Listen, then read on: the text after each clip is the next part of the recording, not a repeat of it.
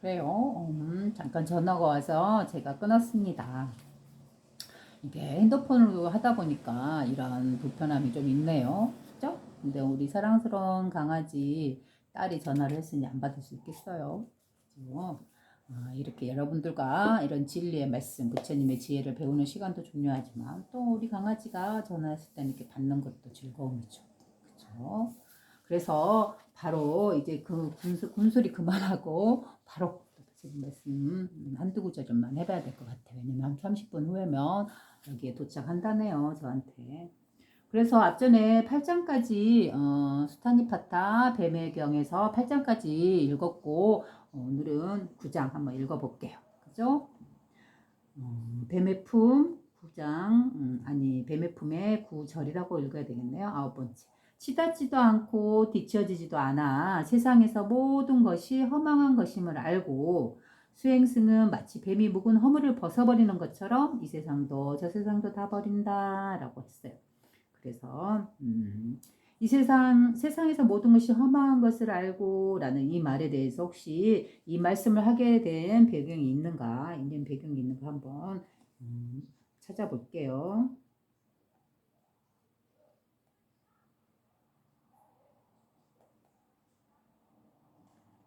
여기서는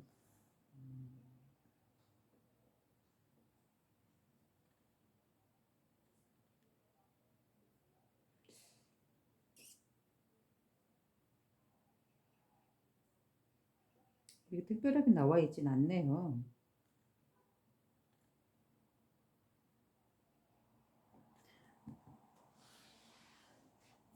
대신에 여기서 보면 30 모든 것이 허망한 것임을 알고 욕망을 버린이라고 이렇게 나와 있는데 이거는 바로 그 다음에 10번째 구절에 있는 거예요. 근데 여기에 보면 10번째 구절 한번 일단 읽어볼게요. 치닫지도 않고 뒤처지지도 않아 모든 것이 허망한 것임을 알고 욕망을 버린 수행승은 마치 뱀이 묵은 허물을 벗어버리는 것처럼 이 세상도 저 세상도 다 버린다 라고 했네요. 그죠? 비슷한 말이죠.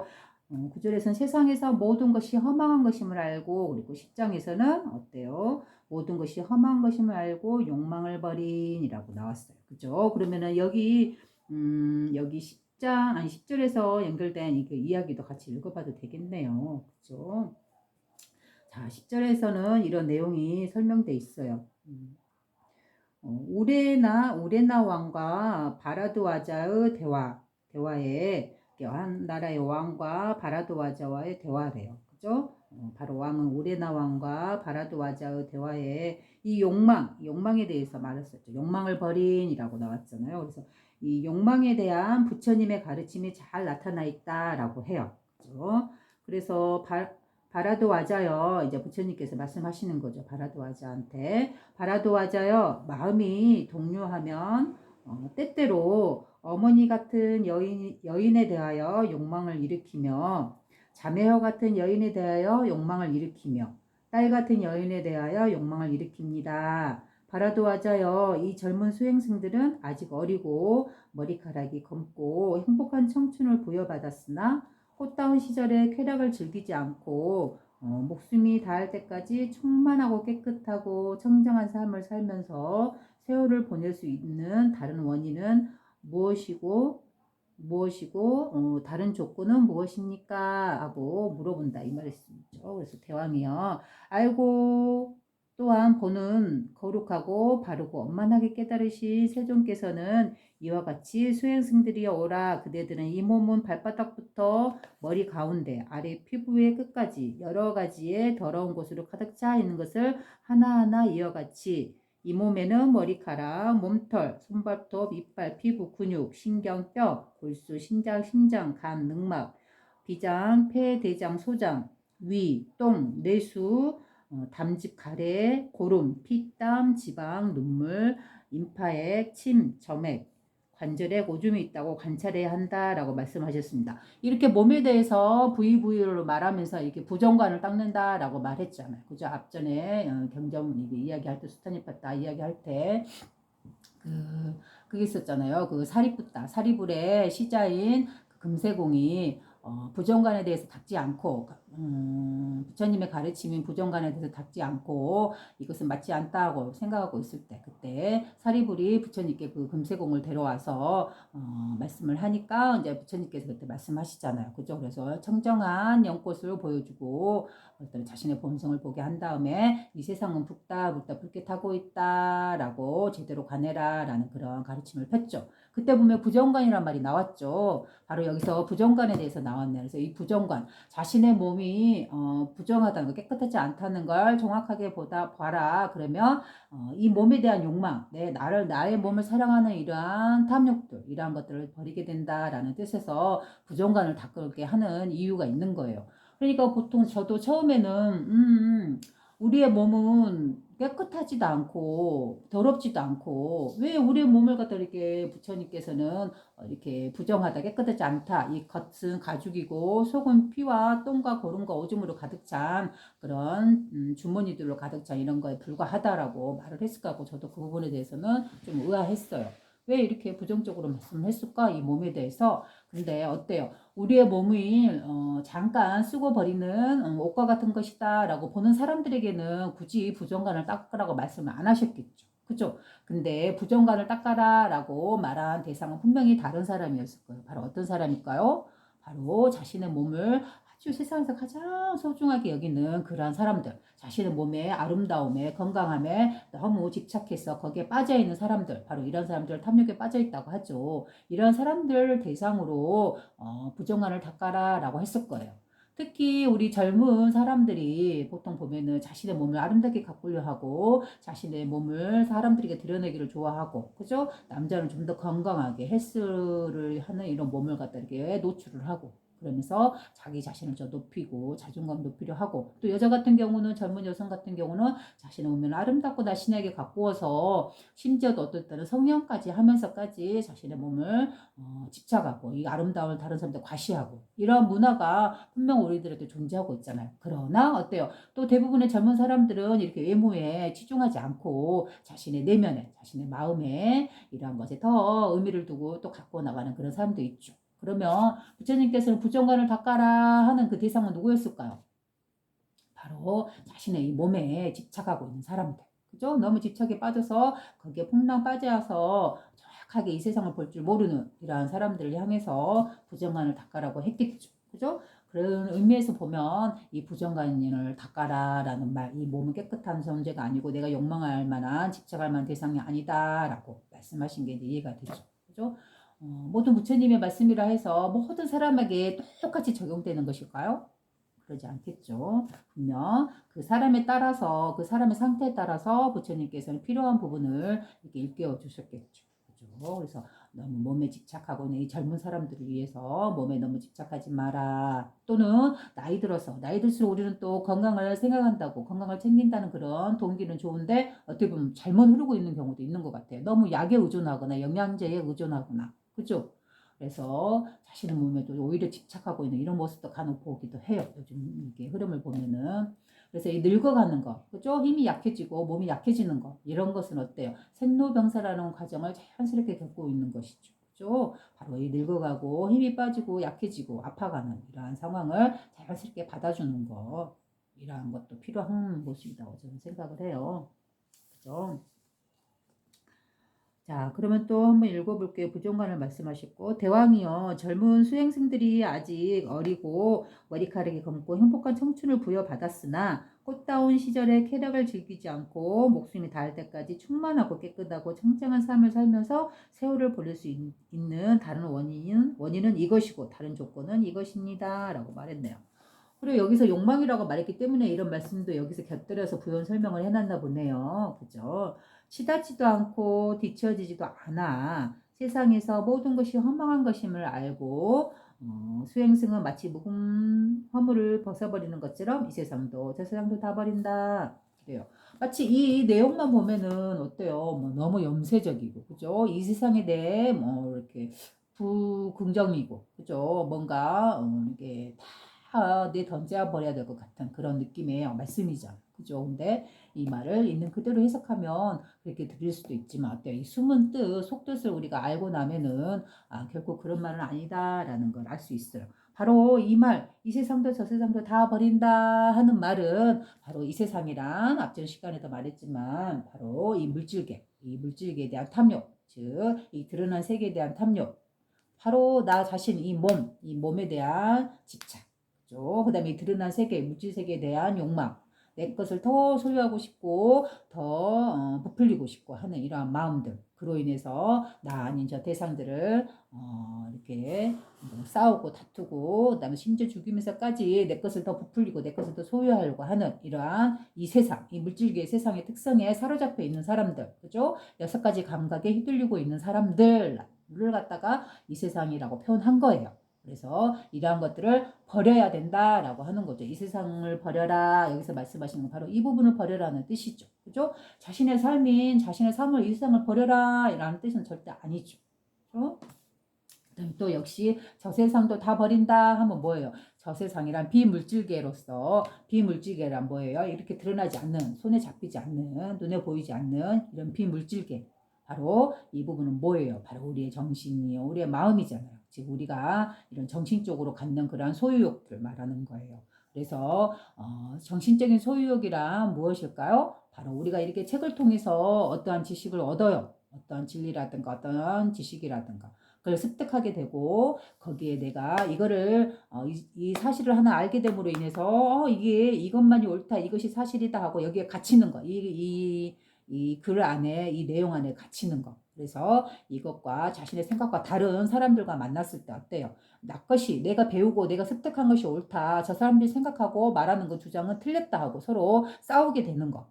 이게 바로 정신적인 소유로 인해서 자신이 알게 된 그 지식으로 인해서 서로 다투는 거잖아요. 자신이 알고 있는 종교가 내가 믿고 있는 이 종교 이것만이 서로 맞다라고 하듯이, 또는 어떤 학계 단체와 단체가 서로 똑같은 하나의 진실을 보되 서로 다른 의견으로 서로 싸우는 모습, 이런 것들도 다 어때요? 정신적인 소유욕에 의해서 서로 싸우는 거잖아요. 그죠? 바로 이런 정신적으로 드러나지 않는 비물질계를 내가 습득하고 그걸 배우고 지식으로서 알고 터득함을 됨으로 인해서 거기에 갇혀버리는 거. 그죠? 여기에 탐욕하고 이것만이 옳다고 고집하고 있는 상황. 그죠? 바로 이러한 상태를 저세상이라고 하고 이것도 또한 버려야 된다라고 말을 한 거예요.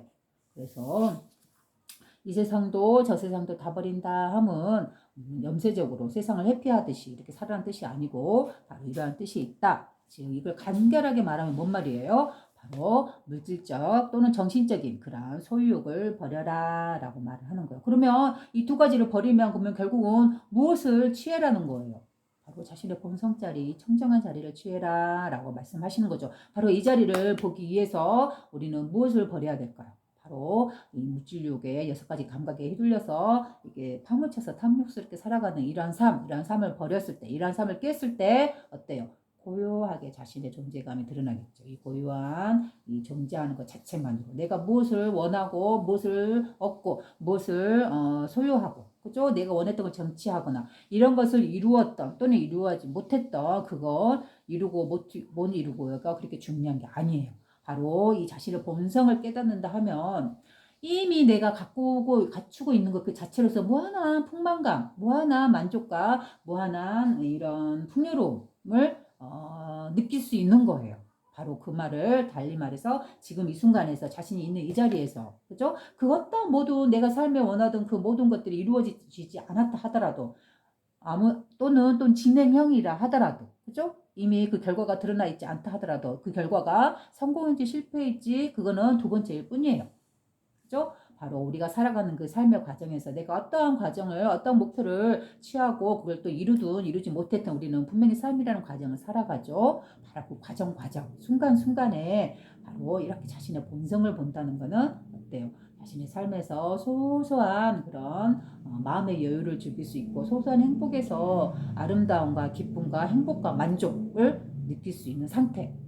그런 상태는 뭐예요? 바로 우리가 그렇게 꿈꾸던 이 스트레스 받지 않는 이 외부의 상황에 의해서 흔들리지 않고 나의 마음이 요동치지 않고 외부의 영향으로 인해서 내가 스트레스를 받지 않고 고요하게 휴식하고 싶다. 정말 내 마음을 편하게 쉬고 싶다. 나는 너무 지쳤다.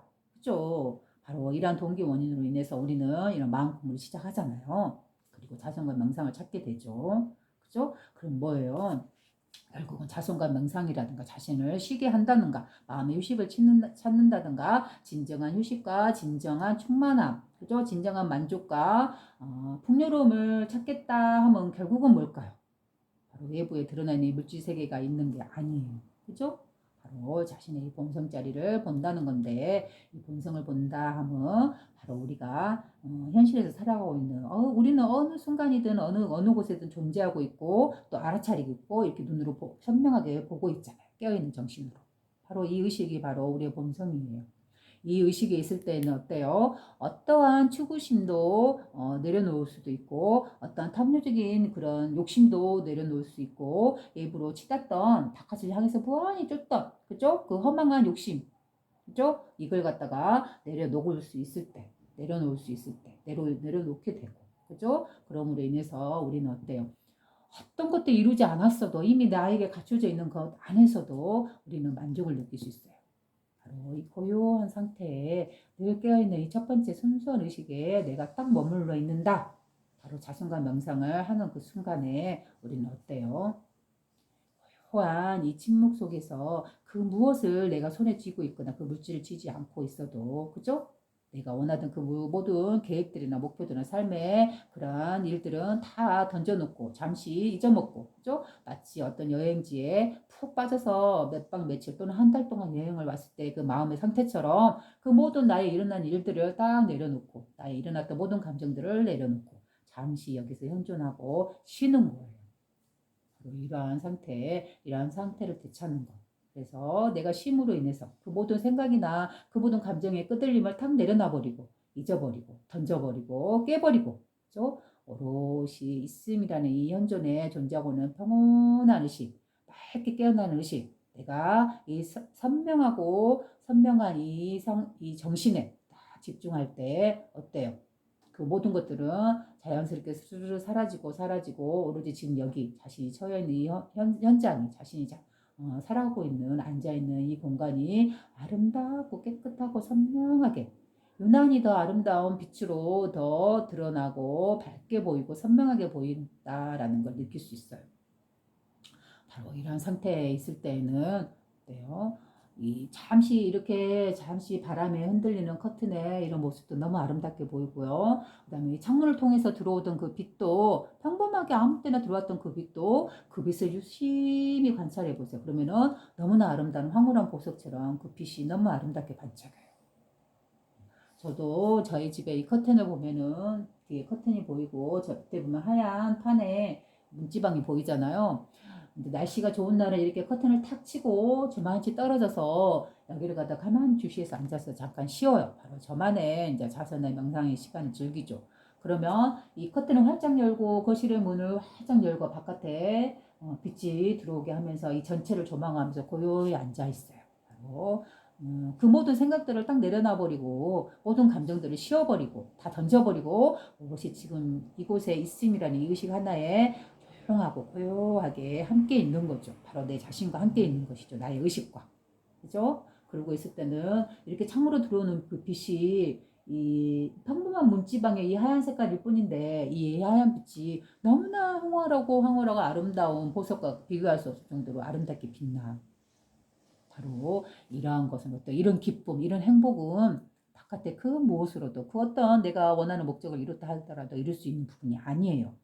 이거는 바로 자신의 마음을 다스림으로 인해서 자신의 본성 자리에 앉아서 쉬는 것으로 인해서 내가 얻는 아무런 값도 투자하지 않아도 되는 그런 즐거움이고 기쁨이고 달아지지도 않고 무한하게 내가 쓰고 내가 활용할 수 있는 그런 보석이고 보물이에요. 그죠?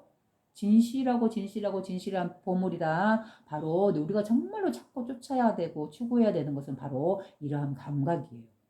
이러한 감각이 우리를 정말로 행복하게 해주지 결코 외부에서 내가 이루고자 하는 또는 내가 외부를 통해서 물질을 어떤 걸 소유하고자 하는 그러한 것들에서 우리는 결코 만족이나 이런 값없이 아무런 대가도 없이 우리가 느낄 수 있는 이런 충만한 이런 기쁨 고요한 감정 이러한 깨끗하고 선명하고 아름다운 감정 신성한 감정을 우리는 찾을 수가 없는 거예요.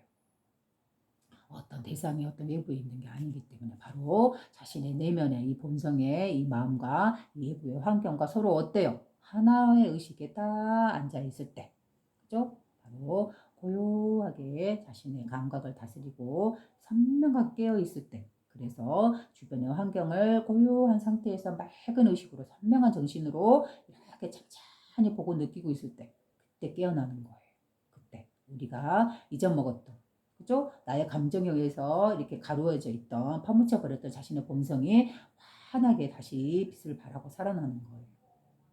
우리는 이 의식을 자꾸 찾아서 나의 삶에서 자꾸 누려야 돼요. 느끼고 공감하고 이 안에서 우리가 행복함을 누리면서 살아야 돼요. 바로 이러기 위해서 우리는 이렇게 이런 부처님 말씀인 경전을 공부하고 있는 거예요. 그죠? 단지 이 부처님의 말씀이 대단하다, 뛰어나다 이것만 반복해서 배우려고 하는 게 아니에요. 그 말씀의 숨은 뜻, 참된 지혜, 우리가 늘 말하고 있는 지혜, 그거는 무엇인가? 라는 건 바로 한마디로 말해라. 그러면 바로 자신의 본성을 보아라. 이 본성을 회복해라. 라고 하는 거예요. 정말로 간략하게 말하면 모든 경전에서 모든 성현들이 말하고 있는 그 언어를 딱 하나로 말해라. 그러면은 바로 이거예요. 자신의 본성을 봐라. 라는 거예요. 바로 그럼으로 인해서 우리들은 편하게 쉴 수 있다라고. 그래요. 그럼 오늘은 여기까지만 할게요.